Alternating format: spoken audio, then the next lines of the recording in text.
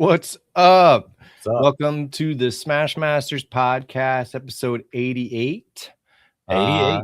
This is where we talk about collision repair, PDR, everything in between.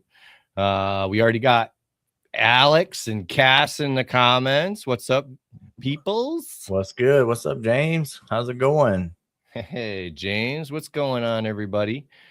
Man, MTE. Pretty fun. Oh, I had a blast. Yeah. It was the 25th anniversary of MTE. It was our third year, both of our third years going. Yep. And we did things a little bit different this time. What's up, Nick? Yeah, what's going on? We didn't do education day this year. We didn't. We did not. But we done other things that I felt were beneficial. I mean, maybe not, but I thought so. Well, so what we did is we volunteered to help out with the crew. So we helped set up the vendors. There's a lot that goes into that. There really is, to get that thing set up. I mean, it's a big show, so I mean, they need a lot of help, you know. I was surprised at how much of a scramble it was, to be honest. I mean, you got like one-man bands with a giant van full of stuff and trying to get everything done themselves and get everything set up. It's like, well, good thing we have people like us volunteering to help out. Yeah, they're like, I don't know what we're gonna do. We're just gonna get it set up the best way we can. So we just kind of went through and lended hands where we felt they could best be used. I don't know. And yeah, you know, no, that was a great experience. I'm actually looking forward to doing it again. I did miss. I wanted to catch the shop owners round table at least, and I ended up missing it. We did miss that. Yeah. We were just talking, you know, when you get caught up with conversations with people and then you look at the clock and it's later than you think it is. We didn't even really take any photos or anything like that. We're just kind of like there.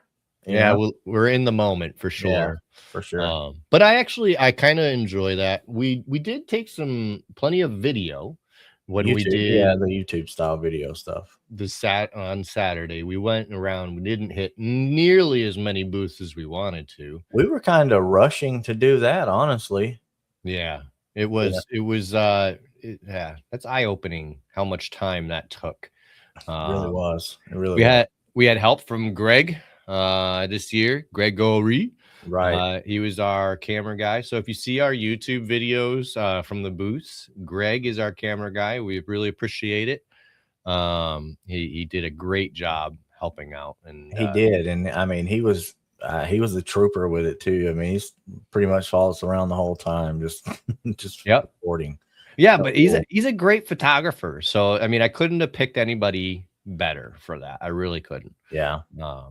One thing I will say, I wish I had given him better video equipment.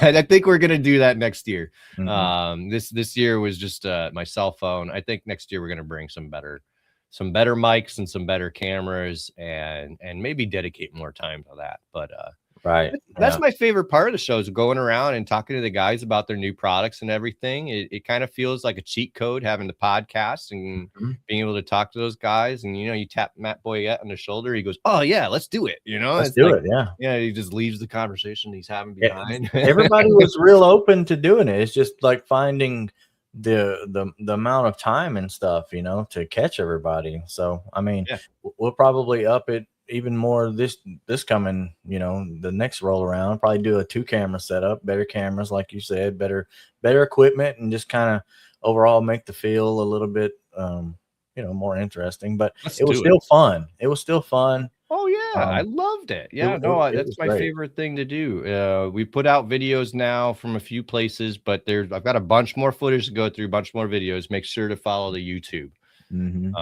But yeah, sorry, go ahead. I was gonna say more going to come out throughout the weeks. So yeah, sure. Man, I think I'm gonna take Keith Gozantino. I think I'm gonna take his and split it into multiple videos. He was like, what? I think we sit there for an hour, maybe at least. At least. But it was cool. Like, I mean, I love listening to that guy talk about dent repair and theory. And then he comes out and he shows you the tool he just made for that theory, and had so much good stuff to say. Like, talking about the new tabs he made, like how he got to that point from where they are now and where they started with, and the all that stuff. You know, it's all He's a really video, smart but guy. it's awesome. He's a very smart guy. Awesome stuff. But yeah, no, I enjoyed MTE. I highly suggest if you did not go and you do anything with dent fixing tools, whether it be in the body shop or PDR, go to MTE. Put your hands on these tools. You're gonna love it. Even besides the tool part, even besides that, there's education day. I mean, this year they added the octagon where guys were bringing up issues and there was drama and shit. So it was pretty cool. I really enjoyed it. Yeah, that was cool. Hey, Vince is in here. We was recording with Vince, and that one guy tried to take the microphone. So I never even noticed that. If you watch the Anson video, oh my god, there's this guy and he's like eyeing my microphone on I had it on a whale tail, and I'm interviewing Vince. And he just comes, and then he comes up right behind us. He's just scary. And then he goes to grab it. And right before he gets to it, I think Vince gives him the death stare. And he's like, what's going on? It's kind of wild. Make sure to check out that video, because right in the smack dab middle of it, some dude tries to yank my microphone. I don't know. Maybe he's watching. Right up on him. I don't know. Yeah, I have no clue what he was thinking about, but it was kind of crazy. He wanted to know about that blue light on the whale tail and what does that do for dents? Yeah. You know. Did we record the octagon? No, we did not. We did not know what to expect or what was in that. We sat through it and we were just kind of like, just hanging out to see. It was interesting. It was interesting. I think it'll be, now that everybody knows what it is, I think it will be way more interesting next year. I don't think this is the only year for that. Yeah, no, it started out like somebody just brought up a normal topic. It wasn't very controversial and some people were talking about it. But then it got into some topics like somebody brought up, and this was from the detailing side, but it applies to PDR, whether or not to connect with your competition in your area. Right. And the benefits of that, or why or why not. And that actually started some heated conversations. It actually took up most of the time, that one. Yeah, it did. So anyway, it was very interesting, and I learned. So like they had some good talking points. I mean, it's kind of like one of those things where somebody come back with something and you're like, well, that's pretty cool. Let's see what this guy says, and then whatever else, it was back and forth, kind of neat. Yeah, very cool. I mean, Lee Roth, he's done a great job up there, getting that set up together. Yeah. So I don't think this will be the only year for that. Well, anyway, my point is go to MTE. It's really, it's awesome. It's worth it. It's worth the investment. And honestly, I just want to meet all of you, just like I got to meet a bunch of you this year. So we spent a lot of time doing that, and that was the fun. That was the best part. I think that's why we didn't get so much video or pictures and stuff, just because we spent most of the time doing that. Yeah, it was definitely very good, Vince. Steven Dyke and I in the octagon next year. I love it. Let's do it. I love it. Yeah. Oh, anyway, guys, and we got a great show for you tonight. Kind of swung the pendulum back to auto body. Our guest, bringing a very seasoned auto body technician who really excels in the mentorship area of collision repair, which a lot of us don't. So it's anyway, we had to bring him in, talk to him. Alan Thibeault, welcome to the show. Hey, what's up, guys? Hey, what's your name right? Yeah, you said it perfect. Awesome. I had practice with Cass a few shows ago. So. Cheated. You're absolutely right. But yeah, man, awesome. Thanks for coming on the show. You're in my home state of Connecticut. So still never even met. I'm like, shit. Yeah, I know. A couple towns away. kind of weird, but it'll happen. I'm sure it will happen. Yeah. maybe at Wicked Big Meat or something, some local car show or something. But yeah, definitely. Yeah, you guys have a lot of cool car shows up your way. I'm thinking that I see you all the time at car shows. Yeah, we got some wicked badass ones up on. I like the rat rod stuff. So we got like the Hootenanny. We had the Fallout. That was really good. Mm-hmm. Yeah, stuff like that's pretty cool. We have one here that's, I guess, the only, I don't know, I don't want to say only legit, but the only one that I tend to remember is called Blue Suede Cruise. And that one brings cool. up a lot of gathering, but past that, it's just real small, if any. They're not even really advertised. You just sneak up on them one day and you're like, oh, wow, there's like a little something out there going on. Yep. Didn't even know it. Yeah, that's how we found the Hootenanny. We're going down the road. I'm like, wow, look at all these cars coming out. And Yeah. they had music playing, and I was like, so yeah, ever since. Nice. I have followed small lines of cars. Usually I'm on a bike, just cruising around, and some nice cars go the other way. They're probably going to a car show.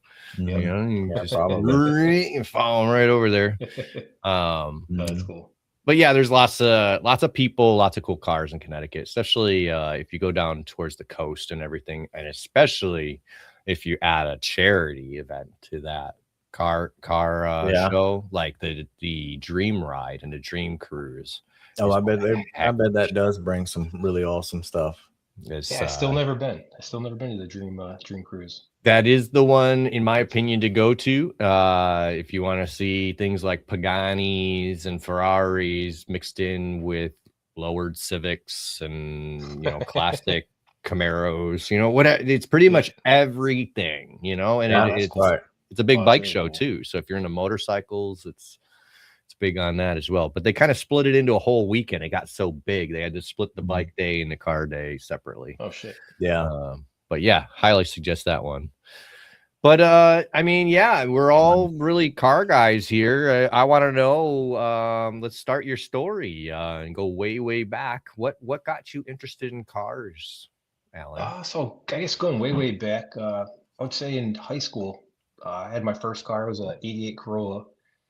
I think it lasted 7 days before I wrapped it around a telephone pole. Oh, and I was like, wow. Okay.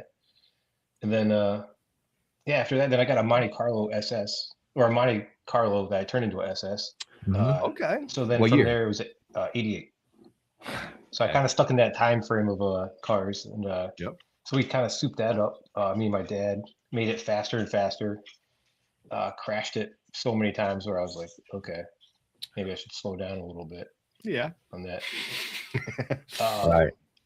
But yeah, then at this point, I'm 18 years old. I moved out of my parents' house the day I turned 18. Okay. So then I kind of had to settle down on the car, beaten up a little bit. Sure.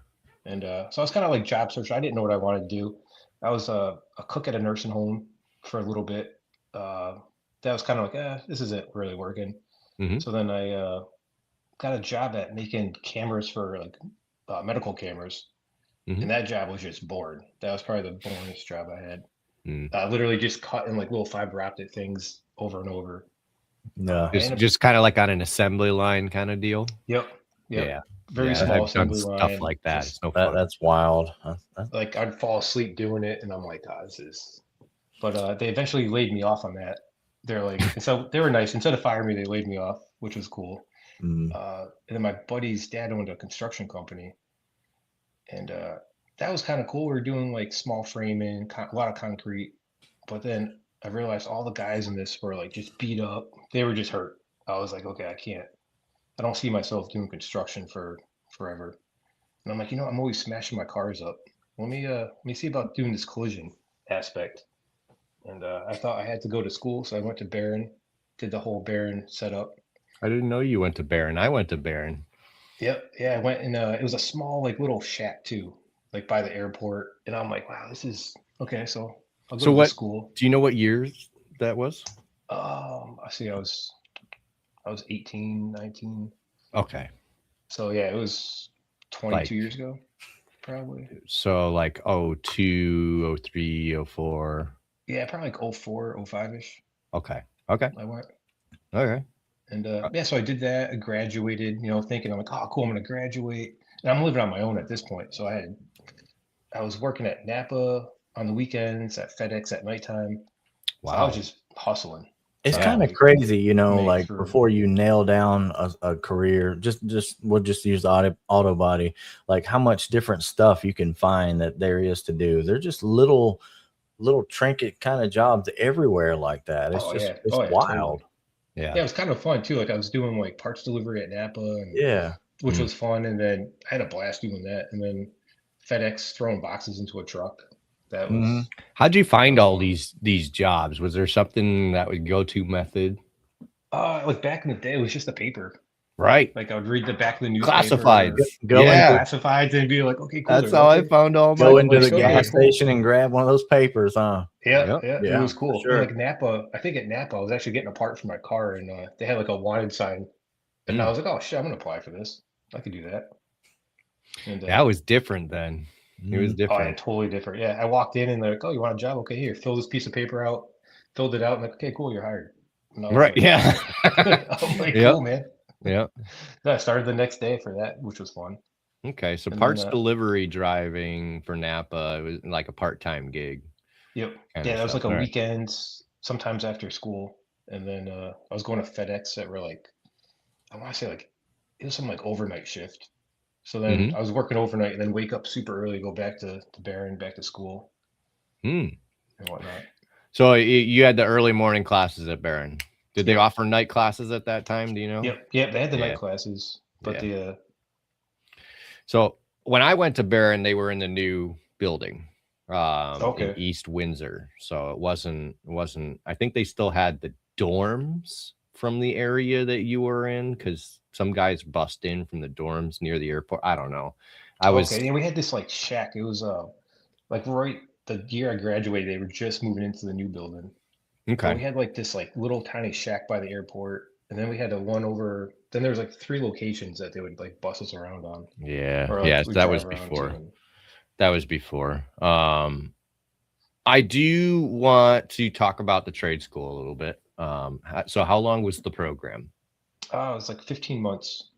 Yeah. I did the accelerated one where it was like do the custom stuff. So I was like, oh, I'm gonna do all the custom cool like hot rods and the custom paint jobs. And they offered the same thing at time when I did. So they offered the 12-month regular, and then if you wanted to do an extra 3 months of custom stuff, you could. Yep. So I did the same thing, and I think it was smart of you to do that.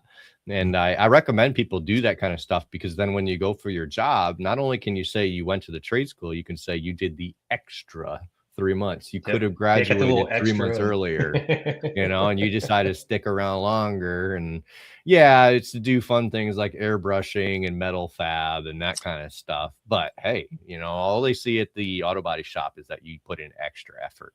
Looking to complete a task, like stuck with it from front to back. Yep. Absolutely. I mean, just the fact that you could have gotten out at 12 and that's completed. Yeah. But the 15-month, you put in the extra credit. So and the extra one was kind of cool. Like the metal fab I was really sold on that. I was like, oh wow, this is cool. But then to get a job doing it, I kind of got stuck in like the spiral of like, I never really got into that like hardcore restoration shop to do the metal fab. And I mean, I can only speak from my experience. When I got out of Barron, it was 2009. That's right when the housing crisis and the economy tanked. So I wanted to get into custom and restoration shops. They all went under that year. Yep. So there was nothing. Yeah, there's nothing out there. So it was collision. Any job at that point is good. Right. So anyway, so you were in Barron, 15-month program. Or maybe the 18, whatever did that. And then, so I thought when I was graduating, I was like, oh, cool. I'm going to be a frame tech. I'm going to do some custom metal work. So I got to my first shop and they're like, oh, no, here's a broom. Start sweeping. And I was like, wait, what? I just went to school. What kind of shop was your first shop? Was it like a dealership? No, it's like a little mom and pop shop. Okay. Well, I mean, I'm not gonna lie, like I fucked everything up first. I was there for 3 years. When I first got there was this guy that kind of took me under his wing. Actually, I just started working with him again. But the coolest dude ever. Isn't that cool? He was an awesome painter, like probably one of the best painters to this day I've ever worked with. And he just took me under his wing and he's like, hey, no, I'm gonna show you the ropes. And he would show me how to do it, and I would just make a mess of whatever he showed me. Like, he's like, oh, here, just go put this door handle in that pickup truck. I just remember a green pickup truck. Go put the door handle in, super easy. I'm like, yeah. He just painted it. Dude, I scratched that thing from like one end to another, and I'm like, I was like, oh, dude.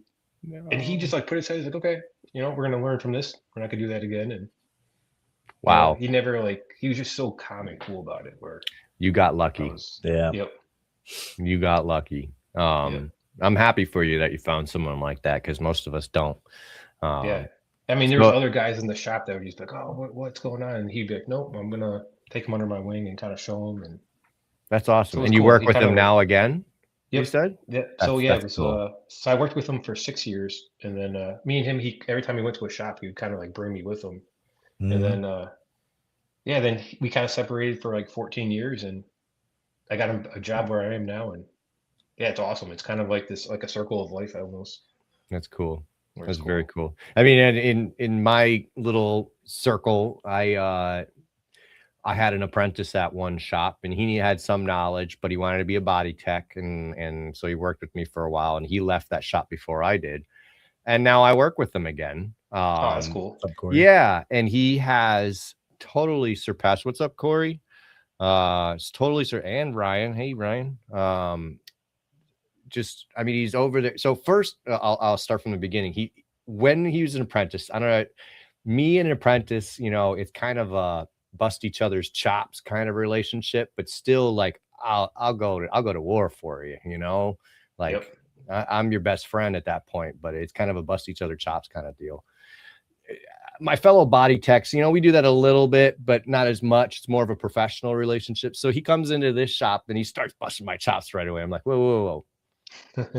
We're cool now. You're not the apprentice anymore. We can be cool. He's like, oh, okay. Okay. He's like, I don't know how to do that. Now I get it. Now I understand what we're doing. Now we could be best friends holding hands through the field of daisies, So anyway, with razor blades sticking out. Yeah. But anyway, no, just, it's very cool to see his progression through the industry and seeing that he went through it. Anyway, it's out of all the apprentices I had, he was one of the good ones, and there's a few other good ones that are still in it. But anyway, that's that was my little circle. No, that's awesome. Yeah, it's cool seeing like that whole circle come back to you like that, where it's and it's kind of a small network. I mean, every time I've changed shops, there's always been somebody that's like, oh, you work with this guy? Yeah, I worked with that guy. And then you have a connection with people, or and somebody comes in for an interview. It's like, oh, I know that guy, and so it's, somehow everyone knows everyone almost, where it's right? Kind of cool. It happens. It happens. I know. Sure. I got a big circle around here, mostly because I had to travel a lot, but I found myself knowing pretty much everybody at every one of these body shops at one point or another. Lots of cool people out here, though. Yeah. Even up here, half of us are cool. Yeah, I'd say it's about half. I'd say it's about half. But travel some places and see like somebody over at a new shop and then you didn't know they moved to, and they just pop up one day and you're like, oh wow, you're over here now. Look at this guy. What's worse is when you're working at a shop and you decide you want to leave, so you go interview somewhere, and while you're on your interview, you see people that you're like, you're like, don't tell anyone I'm here. I've seen that. It's happened to me a few times, and usually everyone's okay. They're like, I won't say. Yeah, they're like, no, it's fine. So that's happened to me quite a few times, actually. So how long were you at that shop, that first shop where he took you under his wing? My first shop I was at 3 years with that guy, Chris. He was the guy that kind of took me under. Okay. And I did pretty much I did a lot of like floor cleaning. So I did, push a broom a lot, kind of do a lot of cleaning, did small stuff, did tons and tons of sandblasting. So I did all the sandblasting there. Stayed busy. Yep. Yeah, there was tons of like busy work. Like we did payloaders for the town and dump trucks and cement mixers, and so it was like a lot of like heavy equipment we did. Then we did some restorations mixed in with it, which was kind of cool. So that's a real mom and pop.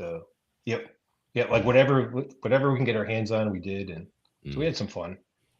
Then after I left there, then that guy, the painter guy, Chris, he ended up going to another shop, and then he went to that shop, and he's like, "Hey, Al, I'm gonna go to this shop, and I'm gonna take you with me." And I was like, "Okay, cool."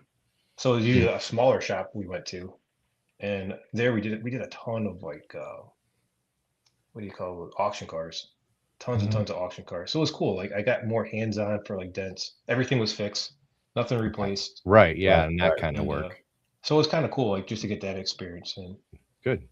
But no frame machine. Like we had a frame machine, but it was just outdated and whatnot.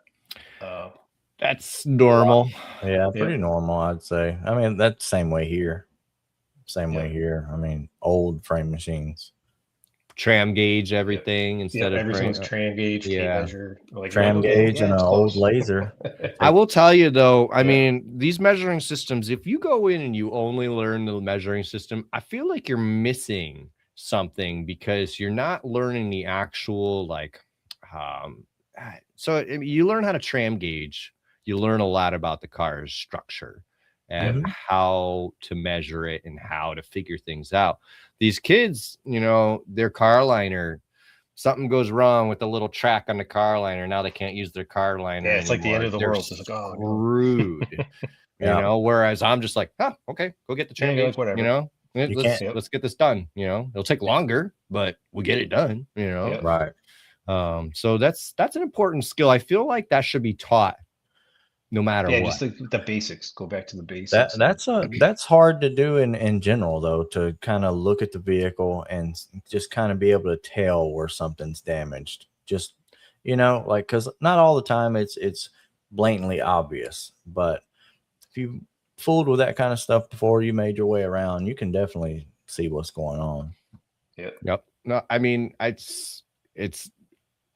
are telltale signs when you get a car before it's been taken apart. Certain little things you see, you go, hold up, you know. I think this nose is swayed over a little bit, you know, and it's like it's only little telltale things, but it's if you don't see it before it's disassembled, you're not going to pick up on that stuff. That's when I realized I love taking my cars apart just for that aspect of I could see where the damage was and that's definitely swayed, or this definitely traveled through pretty hard. Yeah. I mean, speaking from the shop where I'm leaving now, they have a repair planning department that takes apart the car. That makes it tough for me to really do an analysis of the vehicle when I get it. It almost makes it impossible. I mean, because you get it, it's like all apart, so you're like, okay. Yeah. They just have the fenders off and all that. Or anything that's being replaced is off or should be. Anything that's being repaired is circled and says, you know, fix, you know.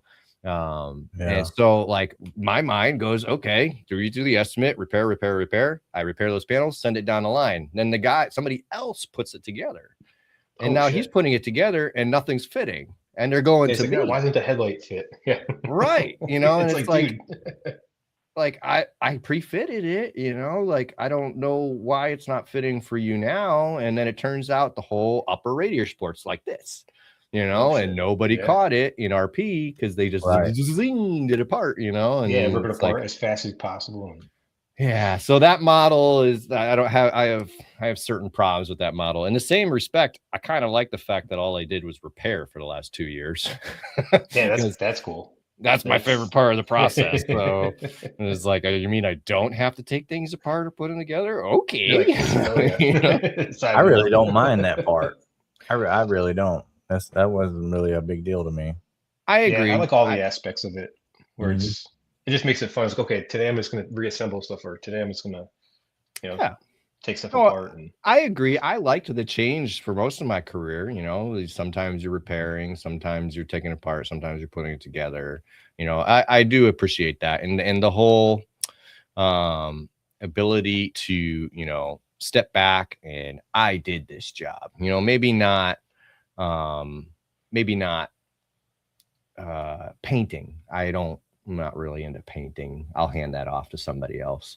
But other than that, absolutely. You know, I loved every aspect of the job. I just these last 2 years focused on my favorite part of the job, which is the repair part. So that was kind of nice. Yeah, that's cool. But that's very cool. Yeah. Nick laughed. So what? Somebody said something funny? Dude, this comment section over here has been extremely wild. It's been pretty good. No, like the spam stuff has been wild today. Yeah, for sure. It has been wild. Yeah, you got people calling you out as well. Yeah. Jordan talking about as fast as I can put something together and take it apart. I was pretty quick at it back in the day. Ryan says a good triage tear down department should take photos of the vehicle when it's pulled in for you. So they do. It's hard to get the same analysis from the photos. I'm a look at it from every which angle, even from underneath kind of guy, and I think it's tough. So I agree with you, Ryan. But I think the best thing to do is really get the technician's eye on any car they're going to fix. And I agree with that before it's taken apart, and I mean, it's also helps with other things where the technician's the one that's going to have to replace or repair it. Ask their opinion, what they want to do, don't just tell them what to do. And then when they tell you that's not possible later, everyone's scrambling to change things. It's like, how about we just do it right from the start, but like aftermarket Challenger or bumpers pretty much aren't going to fit.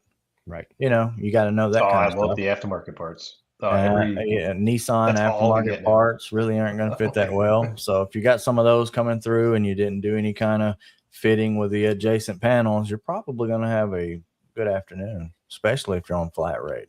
Yep. And I know that you guys are mostly hourly up your way, right? Yes. Hourly salary. How does that work? Because in where I'm from, me and the guy that was commenting, Jordan, we're mostly flat rate down here all year. So I haven't really worked on like an hourly commission thing. And I'd seen some comments through one of the Facebook posts that were like, is hourly or flat rate better? Who's the, and then I was kind of reading through both cons and pros from both sides. And, I guess it's just whatever you get used to. I don't know. Yeah. I guess if you have a good adjuster, you'll flat rate's the way to go. But if you don't, you're fighting for every hour, everything you do. Because they just switched me to flat rate. I'm like, oh, it's been interesting.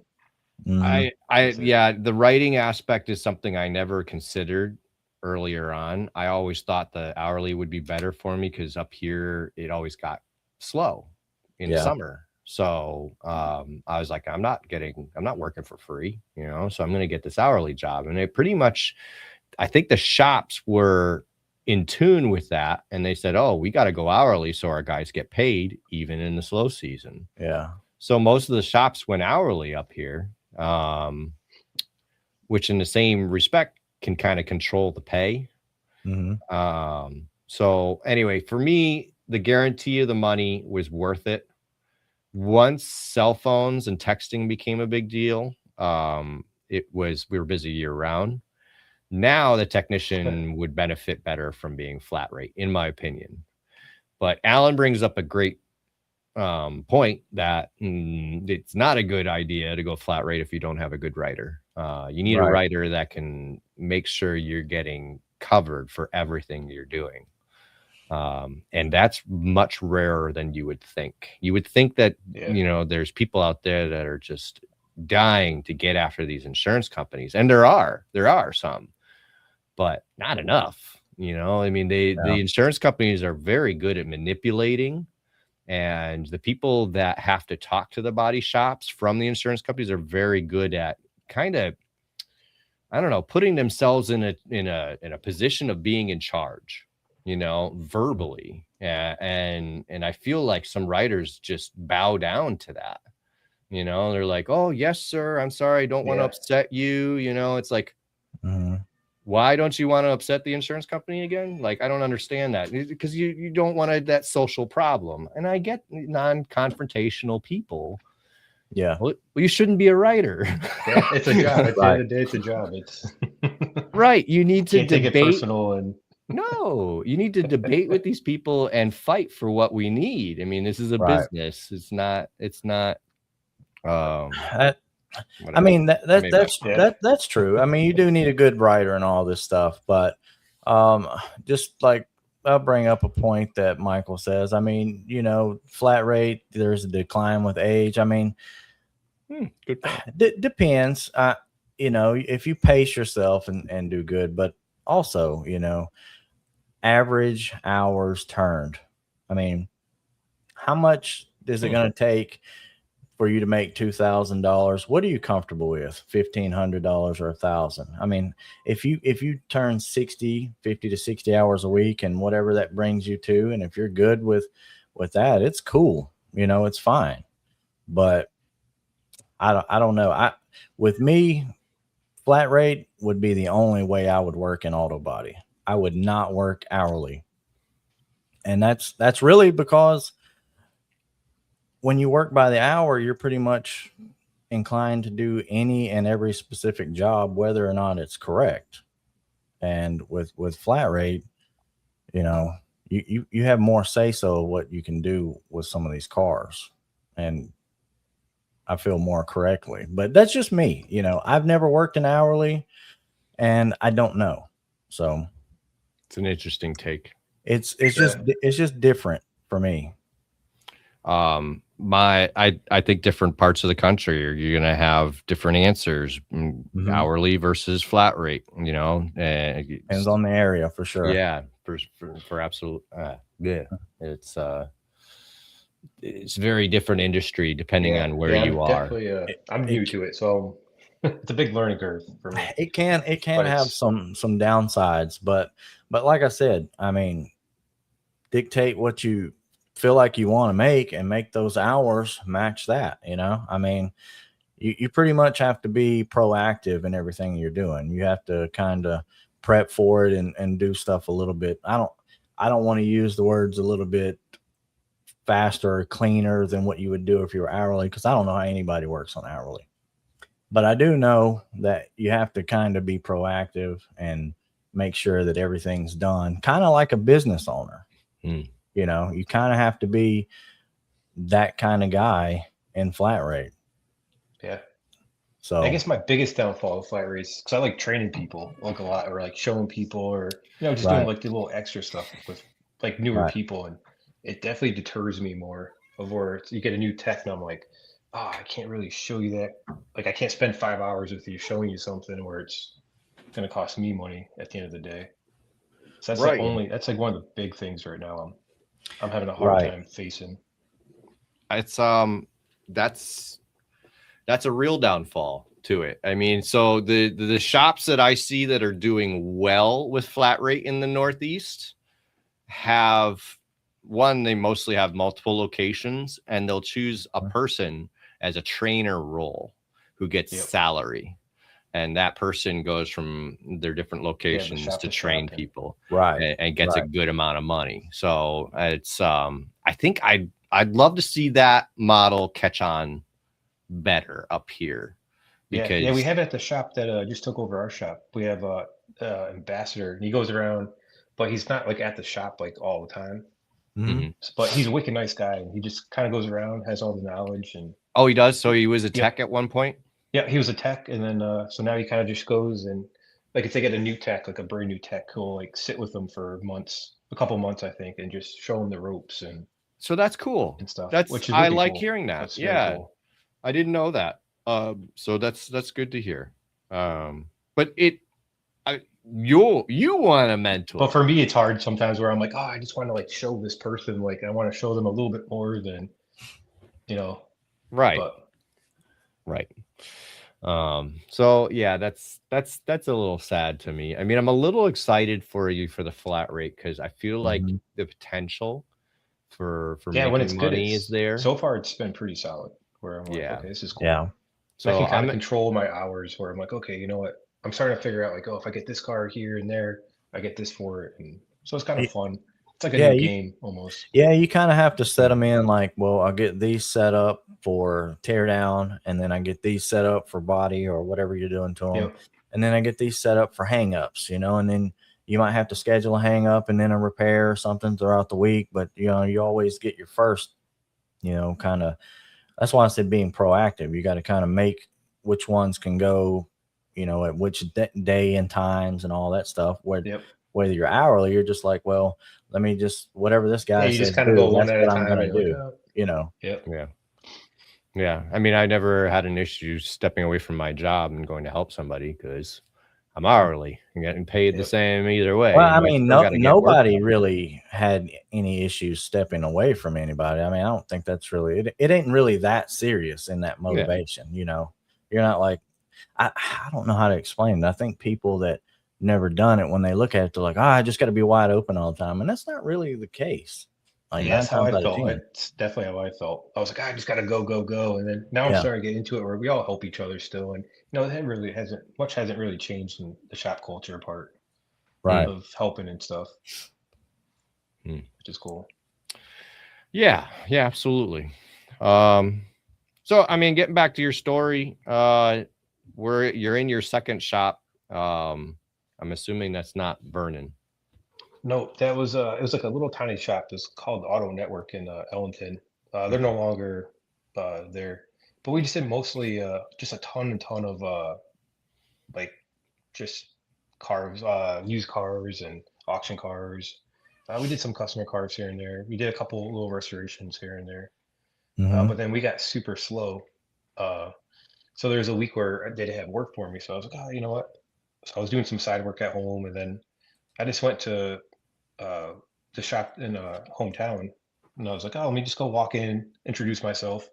And so I walk in, introduce myself, and gave him my contact information. And a half hour later, he calls me like, hey, you want a job? Yeah, I'll hire you tomorrow. And I was like, oh shit, okay, I'll take that. And this shop I went to, they had a frame machine, they had an awesome paint booth, like it was real clean, it was cool. So I was like, oh yeah, this is nice. Because I've always worked at like little tiny, like kind of hole in the wall places, but this place was like, to me, it was like state of the art at the time. Yeah. And so I've been there 14 years as of this year. Okay, that's a long time. Pretty long. Yeah. It was the original owner of the place was awesome. He was it was kind of still like a mom and pop shop kind of, but he took it to the next level. He had multiple frame machines, 2 spray booths. Everything was clean and organized. If there's new equipment out, he's like, nope, I'm going to buy you whatever equipment's coming out. So we went like every 2 years, we'd get new spot welders, new welders, and very cool. And he took care of us. It was kind of cool. Yeah. For guys that don't know, he's not in Florida. He's in Connecticut. So I just seen Jordan asked is Alan in Florida too. So for everybody that's wondering, it's in Connecticut. Yeah, could be in Florida. Yeah. Better weather. I wanted to be Florida this week. Better weather, except for a couple of days ago. It was pretty cold. It was pretty cold, but other than that, still better than here. I think that 1 degree this morning, I was like, oh man, why am I going out? Yeah. I contemplated staying home today, but I would have been out in the cold getting ice off my roof. So it works. Would not have been worn. But yeah. Okay. So it's cool. With this place I was at too, like there's some negative like toxicity in it, and I always told myself like I don't want to be like that negative old guy. Like there was like a couple negative people in the shop I was at, like the new place I call it, and my mentor it was like in the back of my head, like I don't want to be that old grumpy guy. I still want to show people, and so when they first hired me, there was this one guy that was everything I did. He was always like, nope, he's doing this wrong. He's doing that wrong. And like at this point, I'm like 6 years in the trade. I've never put a quarter panel on a car. I don't know anything about framework. Okay. So like I was kind of new, kind of green in that aspect still. And so it was real hard at first to like prove myself. But every day I just kept proving myself, trying to get to the next level. And one day the boss was just like, hey, you want to go to frame school? Like, you want to go to the car liner school? I'm like, oh, hell yeah. Hell yeah. So he sends me down to the school, and when I'm there, he's like, hey, what do you think of that frame machine you're on? And I'm like, oh, that thing is awesome. He's like, oh, cool, I just ordered it for you. It'll be up when you get back. And I'm like, oh, shit, yeah. Nice. So, yeah, so I thought that was pretty cool. And that is very ever since cool. Ever since then, I've been a car liner junkie where I'm like, no, car liner. I love it. And yep. I'm a fan. I love the car liner stuff. Yeah. Yeah, I just like it's so simple. It's the simplicity. It's like, just awesome. Like upper body measurements are awesome. Yep. Like you could put a rear body panel. I don't fit nothing. I just slap around with the measurements and ship it. Yeah, that's it's I miss that. Carliner's got some pretty cool stuff involved with them nowadays. Yep. It's they do really good stuff. I mean, if you watch Auto Body Strong, Juan showcases their stuff a lot and really shows just the little things that even like after I used it for 10 years, the little things about car liner you just didn't know about and that make this part easier, that part easier. Yep. So it's I'm definitely a fan. It's not what I learned on. I learned on a Chief and an auto robot, and I miss those. I miss those auto robots. Those things were really cool. I mean, the whole car was like this up on the thing, but shit. Yeah, I mean, I never used one. they're just so simple. Just back it up, throw the clamps on, lift them up, crank it down. It's like, it was a nice frame machine. And the Chief was easy just to, drive the car up, chain it down, pull it, So the car liner actually added another level of complexity because even to lift the car, you got to go up, down, switch something, then up. It's like yep. What? Like, can't I just hit up? No, I just want to go up. I just want to go up, So it took some learning, but man, once you learn the car liner stuff, it's super simple, especially the measuring. It's just that's the way to go. That's my opinion. So I do want to talk a little bit about mentoring. So you've had some chances to bring some people up in this trade. Is that something that you could see yourself doing full time in the future? Maybe like an instructor role, like in retirement or something like that? Oh, I could definitely see that happen. Yeah. I just love showing, I just like when people get excited about something and you can just see their brain just go, wow, what? That's awesome. Aha moment. Yeah. I live for that. Where it's like, that's cool. I can. And then when it just sticks with them too, I'm just like, oh, it's awesome. Yeah. I mean, when they come in the next day without remembering what like 20 times. Lucy, I'll give them 20 times, I'll remind them. Have you I'm like, oh, okay. Have you seen, just by over the years teaching people, mentoring, anything, what are some common things that are difficult for some people to get over, anything in specific, whether it's tear down or reassembly, just anything in general? I would say the first thing, every time I've always ran into something is just right when they come out of tech school. Mm-hmm. They think they're a master tech. Yeah, that's the hardest hurdle I've really had. So get that out of their head and get them back on level playing. Yeah, just kind of humble, get humble, just a simple, just take a door handle out simple. Right. Kind of even just push a broom, just so simple stuff. Right. Yeah. Right. Yeah. Right. But then other than that, just I really think just maybe the reassembly part, because it's for them I've always noticed it's easy for them to take it apart, but then the reassembly part, it's always been tricky where it's just it's like a big puzzle to them, right? Where they get kind of nervous with fresh painted parts, or I'm always like, I don't think about it being fresh, just slap her together. Yeah, just putting it back together. I seen where people have trouble remembering where all the bolts and stuff go upon putting stuff back together. I can't remember what this bolt looked like, that one, and whatever, so forth. But if you teach them how to be neat and organized at the very beginning, then you can go a lot faster at the end. I mean, it does take once you get used to it, it's not long at all. Extra seconds. The process. Because what we do, so I got tackle boxes, with all the dividers, and we just label, okay, this is door, and I'd break it down okay, this is the bumper, do upper bumper, lower bumper. That's the best way. This is the sides of the bumper. So this way, when they're okay, cool, I can, it's not mind numbing. I mean, you should organize the stuff so that if you're not there that day, somebody else can figure it out. That's how organized it should be. Yeah. Yeah, definitely being organized is key. Definitely a key factor in it. For sure. Yeah. But we got it like, right now. Like, That's we got awesome. everyone at our shop now. We got, so it's like we all do it the same. Where it's like, okay, we take the car apart the same. We have carts, like the bottom of the cart's damaged parts, middle of the cart, you know, might be supplemental parts, and the top part's all good new parts. Just to like, so everyone is like, okay, cool, I can put this together on the same if Al's page. not here, Cass can put it together, vice versa. Or it's just cool. No, that's great. I mean, that's what you need. That's teamwork. And you're also creating a process. I mean, one of the hardest things I've seen in most shops is communication. So the better your process is at cutting out the need for communication, I feel like the better your process is. And I think that's something that most guys don't think about when they create a process or shops. But I think it was Juan who said that to me. And I was like, man, you couldn't have like narrowed down my thought process any better. So I just want to be able to do my job. You know, if I need to communicate with someone, I've got no problem with that. But I'm way faster and way more efficient if I don't have to, you know, you don't even think about it, you just do it. Right, exactly. I mean, if the parts department's doing something visually to the parts cart so that I know that when I look at that parts cart, all the parts have been matched and checked.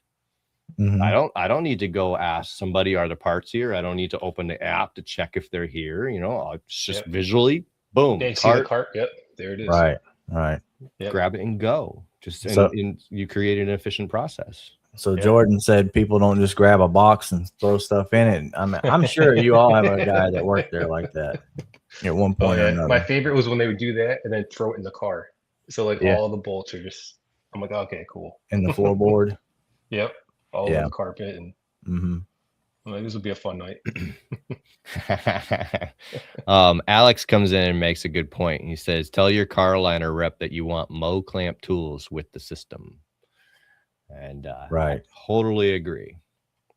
Totally agree. Gotta love the Mo clamp tools. If you don't know, Alex is our contact from Mo clamp. Oh, cool. Yeah, we got tons and tons of Mo clamp. Oh yeah, I feel like we all do. I mean, it's the best clamps on the market. So it is hands down. Hands down. Yep.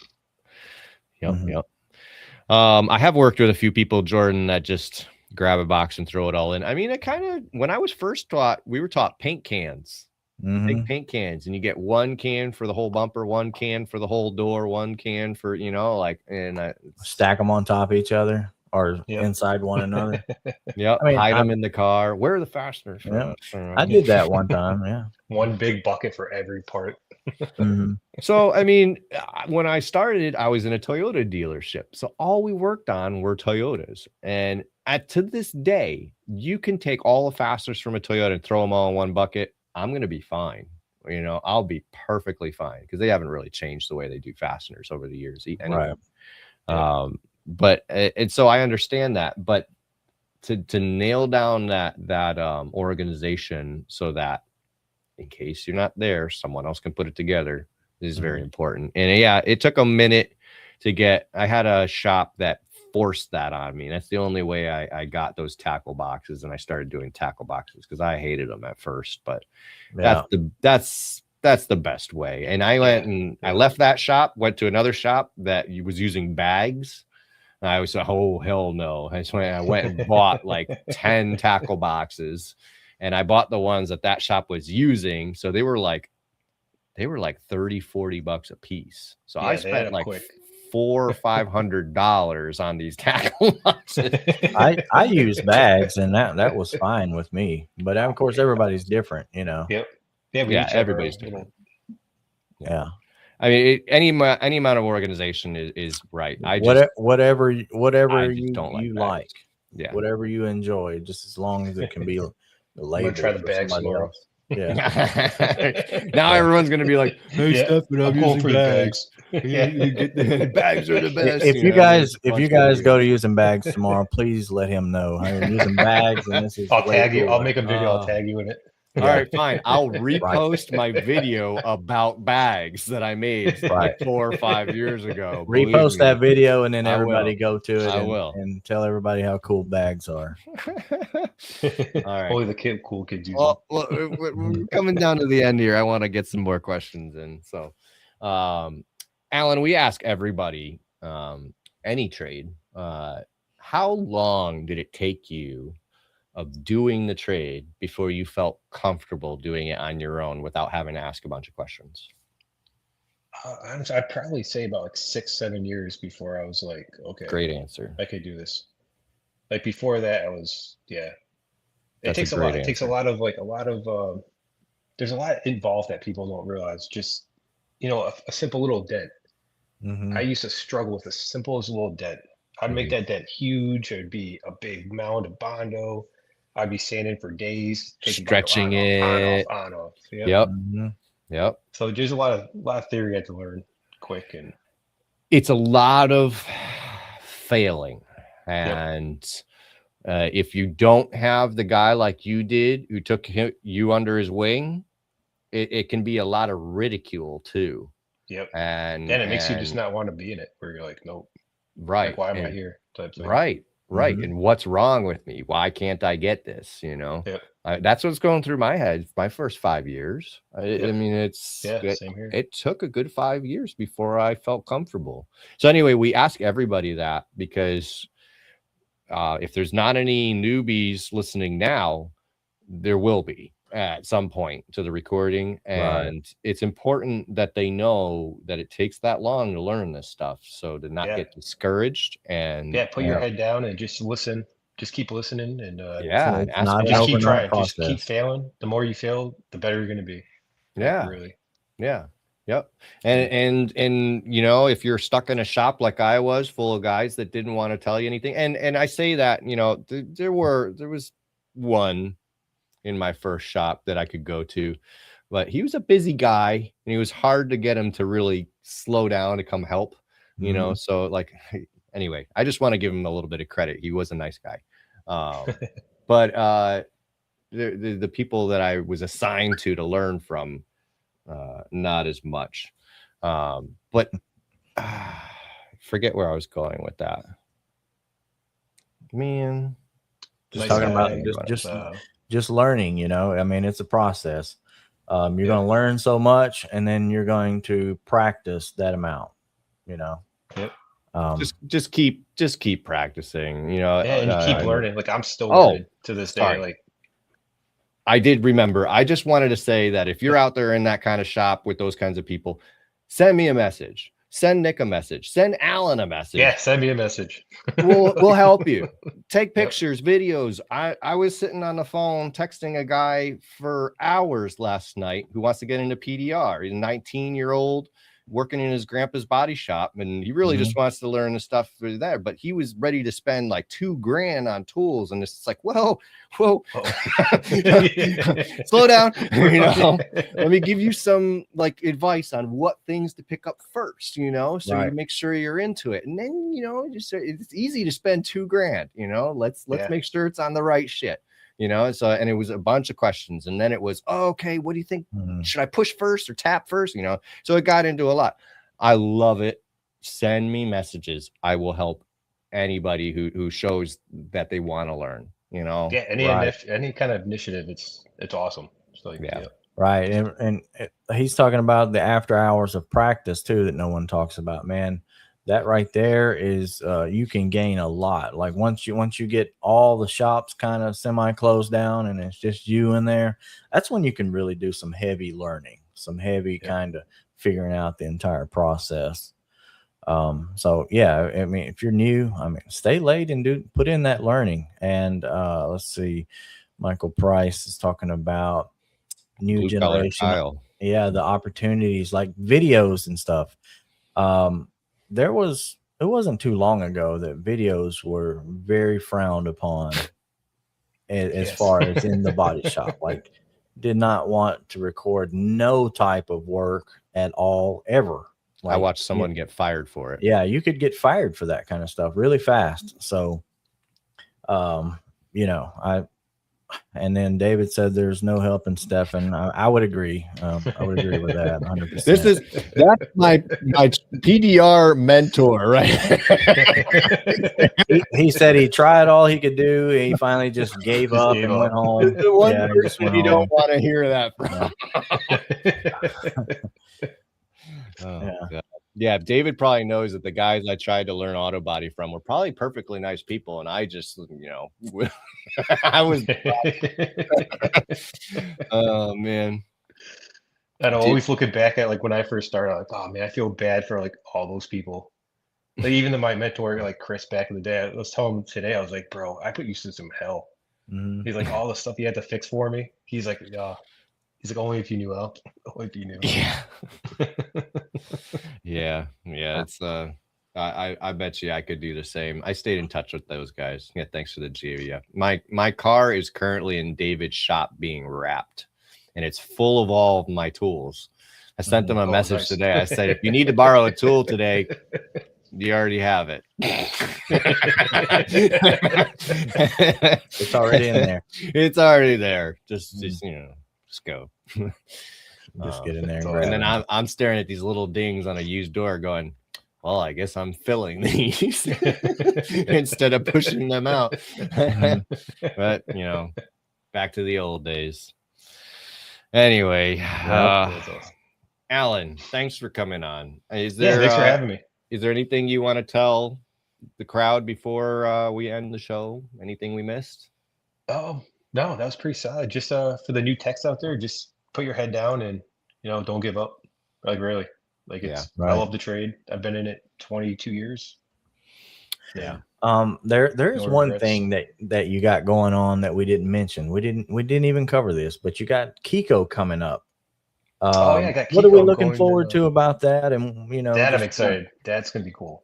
Okay. Yeah, I'm going up in April, April 13th. I think it's a 5-day in-person training in Oklahoma City. 5-day. Yep. Okay, good. And yeah, I'm actually excited just for them to like tell me like.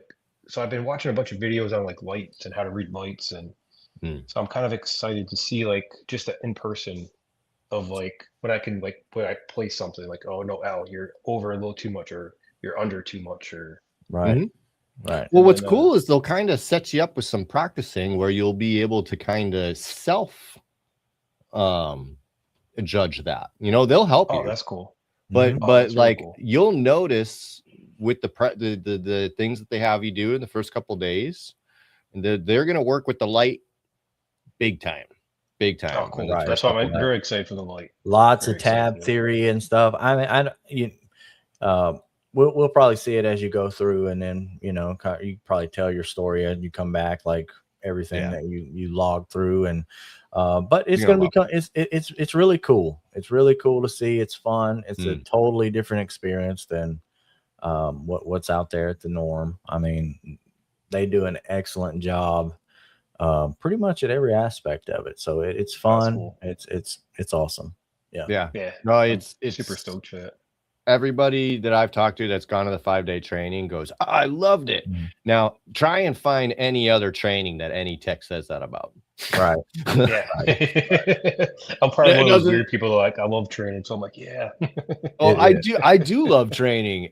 But man, like going to the Rivian training and everything, I'm sitting there and I'm gathering information. Yeah, it's great. But most of it's very repetitive.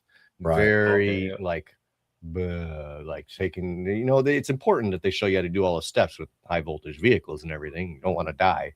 But I've never had a ton of fun with it. I like the training, but I didn't have a ton of fun.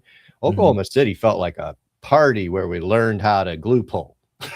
Oh, that's that's what it felt like. So. That's probably because 5 of us rented an Airbnb, and it probably was a party.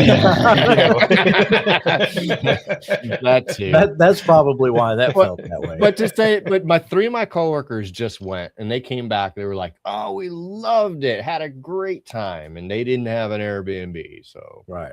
They didn't have as much fun as we did. I guarantee. No, they didn't. We definitely we had a blast.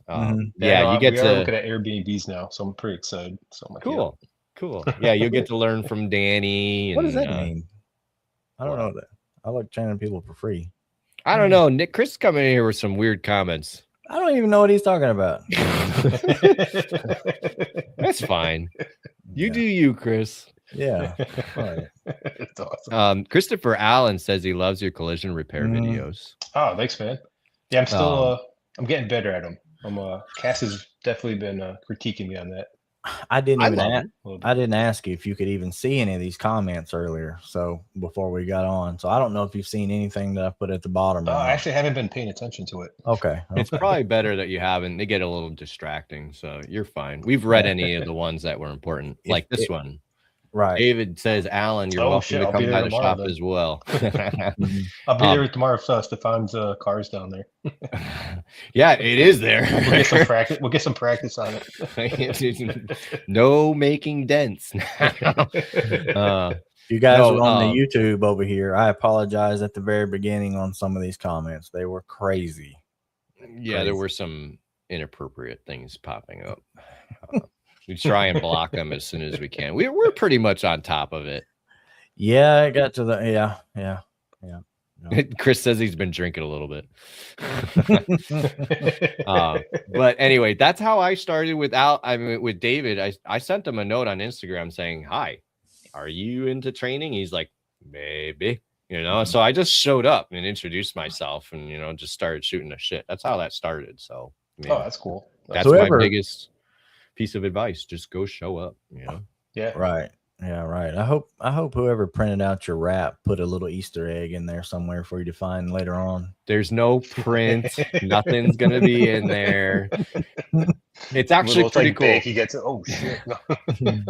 I'm actually it's very simple. What I'm doing is the back of the car is getting wrapped kind of a blue and it on a diagonal down the side of the car. And then my logo's going on the side, kind of a little bit into the blue, a logo on the back glass, and I'm gonna put a QR code in my website, and that's it. Oh, that's cool. Just super simple, but I picked a blue that stands out, like really stands out. So I'll be awesome. Everyone's gonna be staring at me. I have to watch how I drive from now on. I'm like cutting people off now. I'm like, oh, I better get this in while I still can. Yeah, put the CT Dentworks logo under it. Yeah, that'll be great. That's all right. I'll get those. That'll be awesome. I'll get those whole plugs with CT Dentworks written on. Yeah. When I go drilling holes. David said, "Stop by and see him when you're in Oklahoma. He'd love to meet you." Oh hell yeah! Yeah, there you go. Fun. Yeah. Now, when you're doing your dent thing, are you gonna go to shops too? Are you gonna focus more on? I'll be visiting you guys in a little while to try and get you guys get some work in. Yeah. Oh yeah. So yeah, it's purple. Yeah, it's purple. The color I chose is more. It's like blurple. Okay. It's good.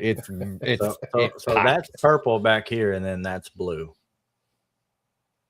I guess it's more purple, I guess.